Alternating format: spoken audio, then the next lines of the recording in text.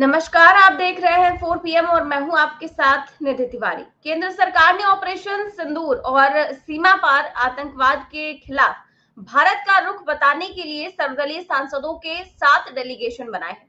ये डेलीगेशन दुनिया के बड़े-बड़े देशों का दौरा करेगा और वहां पाकिस्तान की पोल खोलेगा। लेकिन जब इसके सदस्यों की घोषणा की गई तो सबसे ज्यादा एक ही नाम पर चर्चा हुई थी। नाम था शशि थरूर का।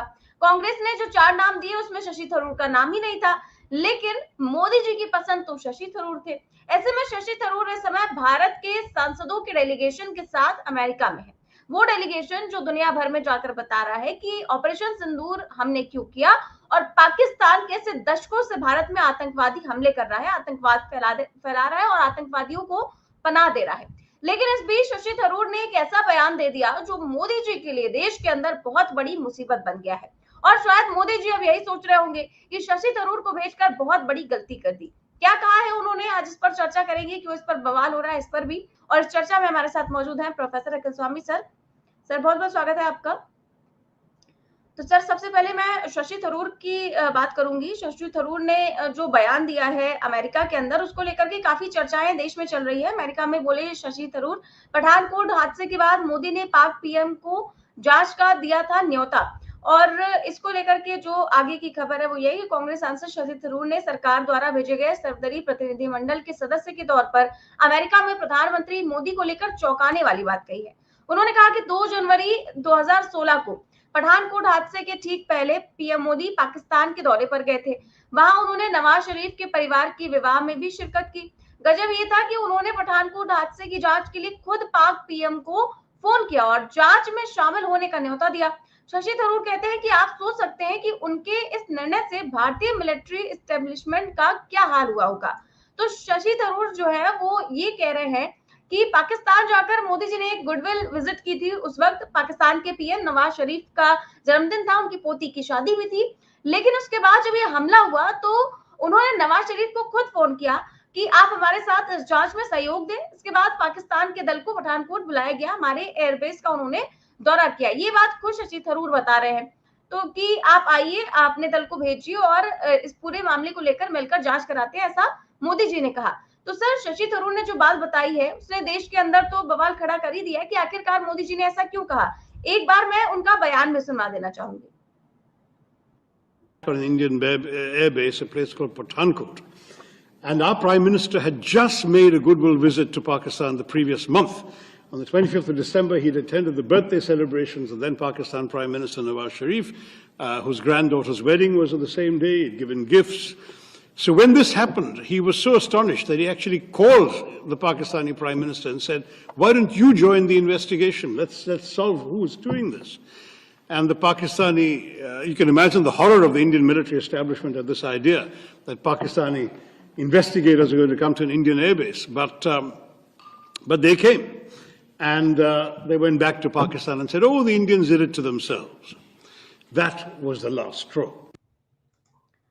तो सर सबसे पहला सवाल तो ये होगा कि क्या मोदी जी ने सोचा था कि शशि थरूर वहां पर जाकर ये सब कहेंगे, और क्या उनको पता होता तो वो उनको भेजते अपने फेवरेट सांसद के तौर पर। और दूसरा ये कि जब भारत ने पाकिस्तान की टीम को हमारे एयरबेस का दौरा करने की इजाजत दी थी, प्रधानमंत्री मोदी ने दी थी उस वक्त, तो ऐसे में बाकी देश तो यही कहेंगे कि एक और आप हमें ये बताने आए कि पाकिस्तान के आतंकी देश है, और दूसरी तरफ आपके ही प्रधानमंत्री वहां पर जाकर शादी और बर्थडे अटेंड कर रहे हैं और उनको अपना एयरबेस देखने को भी बुला रहे हैं।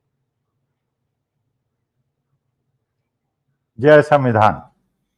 देखिए, मुझे आज लग रहा है शतरंज के खेल में जो हाथी है वो सीधी चाल चलता है, प्यादा एक चाल चलता है, घोड़ा जो है वो 2.5 चाल चलता है, और सबसे खतरनाक चाल जो होती है वो घोड़े की होती है।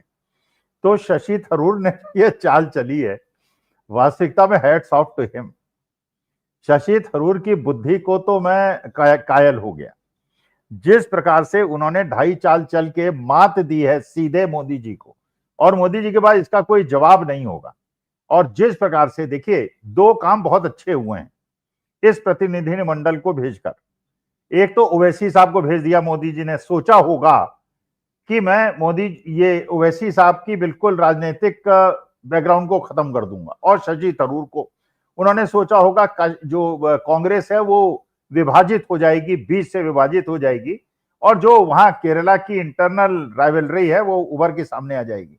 देखिए दोनों ने कितना बुद्धिमानी का काम किया। अच्छा एक और चीज इसमें नजर आती है निधि, ये मेरा विश्लेषण है, जो सदर्न लॉबी है, जो साउथ के प्रदेश हैं, उन्होंने ये ठान लिया है कि मोदी जी ने जो साउथ के स्टेट से अन्याय किया है उसका बदला लेना है। अब जयशंकर साहब ने भी बदला ले लिया अपनी तरह से। उन्होंने भी एक आईएफएस ऑफिसर ने स्टेटमेंट दे के prior to the attack we informed, इसका मतलब यह है कि उन्होंने आज तक जवाब भारतीय जनता पार्टी वाले उसको दे नहीं पा रहे हैं, क्योंकि एक्सटर्नल अफेयर मिनिस्टर ने वक्तव्य दिया, अब सेक्रेटरी एक्सटर्नल अफेयर उसको कैसे ढक ले। तो एक तो जयशंकर साहब ने खेल कर दिया, दूसरा ओवैसी साहब ने खेल कर दिया। अब ये ओवैसी साहब ने वास्तविकता में जो हिंदू मुसलमान का नैरेटिव था भारतवर्ष के अंदर, जो ट्रम्प कार्ड था भारतीय जनता पार्टी का, उसी को खत्म कर दिया। भाई अभी तक तो भारत के अंदर ही ये बात हो रही थी कि हिंदू मुसलमान एकता है, हम 142 करोड़ लोग एक साथ मिलजुल के काम करते हैं। ओवैसी साहब ने न केवल फ्रंट फुट पे खेला, बल्कि विदेश में जाके ये कहा कि भाई हम लोगों के अंदर कोई भेद नहीं है, हम लोग एक हैं, 142। तो अब भारतीय जनता पार्टी इलेक्शन कैसे लड़ेगी, मुसलमानों को गाली कैसे देगी, ओवैसी साहब को कोसेगी कैसे कि ओवैसी साहब ने ये किया, ओवैसी साहब ने वो किया। क्योंकि ओवैसी साहब और मुसलमान तो ये कहेंगे ना, भाई ओवैसी साहब को तो आप ही ने भेजा था, भाई आपने हैंड पिक किया था। सर्वदलीय बैठक में आपने ओवैसी साहब को इनवाइट स्पेशली किया था, वो हैदराबाद से आ गए थे। और शशि थरूर साहब ने तो जिसे कहते हैं ना कफन की आखिरी कील ठोकी है। अरे ये बात तो पूरे विश्व के अंदर, ये बात तो बहुत कम लोगों को पता थी। हम लोग सोचते थे एक्सटर्नल अफेयर मिनिस्ट्री ने कहा होगा, किसी गवर्नमेंट रिप्रेजेंटेटिव ने कहा होगा। अब शशि थरूर साहब कह रहे हैं वो तो मोदी जी ने कहा था, और मोदी जी ने नवाज शरीफ को खुद फोन किया था। अब ये बताइए, अभी तक तो हम लोग मजाक करते थे निधि, मुझे नहीं पता था भाई, मेरी कोई एक्सटर्नल अफेयर मिनिस्ट्री में तो जान पहचान है नहीं। हम ये कहते थे बिरयानी खाने मोदी जी क्यों गए, वहां बिरयानी क्यों खाई। अब ये बिरयानी खाने की कीमत इतनी बड़ी देश को चुकानी पड़ी, ये तो किसी को अंदाजा नहीं था। ये तो शशि थरूर ने कल ही खोल दी।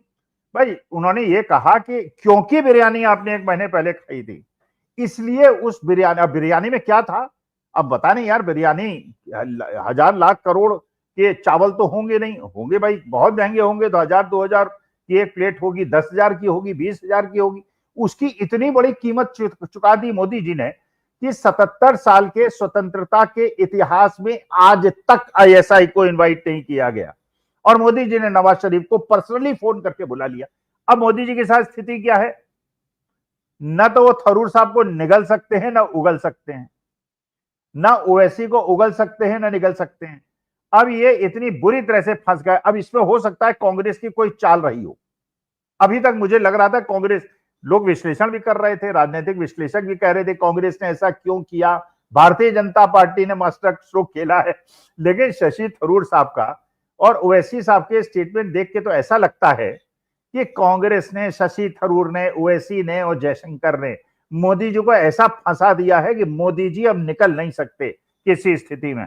आज पूरा हिंदुस्तान पूछ रहा है, पूरा हिंदुस्तान पूछ रहा है, मोदी जी जयशंकर ने जो किया वो तो थोड़ा बहुत द्रोह रहा होगा, राष्ट्रद्रोह था, सबसे बड़ा राष्ट्रद्रोह आपने किया है। अब पता चला कि वो जो पठानकोट अटैक हुआ था उसमें आपने आईएसआई को बुलाया, आपने फोन किया था नवाज शरीफ को। और आज की तारीख में भारत की जनता को मोदी जी से निवेदन करना चाहिए हाथ जोड़ के, अगर आपके अंदर राष्ट्र प्रेम का थोड़ा तिनका भर भी बाकी है तो कृपा करके राष्ट्रहित में रिजाइन कर दीजिए।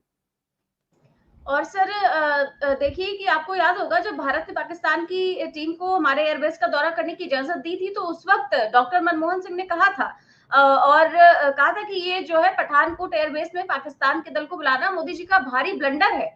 और यही तो क्योंकि पाकिस्तान चाहता था कि आप उसे अपना मिलिट्री एयरबेस दिखाए, और आप वही कर रहे हैं कि अपना मिलिट्री एयरबेस दिखा भी रहे हैं, जो कि हमें ऐसा नहीं करना चाहिए। क्या वो ऐसा करेंगे? लेकिन उसके बावजूद मोदी जी ने ये किया।